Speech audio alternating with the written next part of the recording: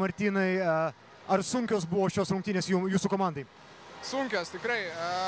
Ypač pirma pusė, gal palikom biškį, sakyčiau, koncentraciją autobuse. Ir vis tiek čia jų daug žmonių susirenka, energija didelė, tai pradžiai reikia biškį apsiprast. Gerai, kad pramušėm antroj pusėje metimų šiek tiek. Nu ir rezultatas pašneka už save. Matas Jucikas jums sukūrė daug antrų šansų savo atkovotais kamuoliais puolime. Kiek tai lėmė didelį skirtumą?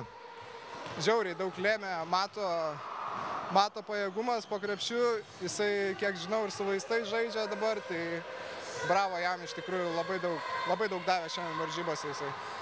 Jūsų ketvirtoji pergalė, ar tai yra rezultatas, nuo kurio galima atsispirti siekiant sugrįžti į pirmąjį ketvirtą? Per daug nežiūrim, labiau dieną iš dienos treniruojamės, stengiamės, esame, atrodo, motyvuoti labai ir nežiūrim to galutinio rezultato, tiesiog einam, dirbam ir tiek. Sveikinu su pergalė.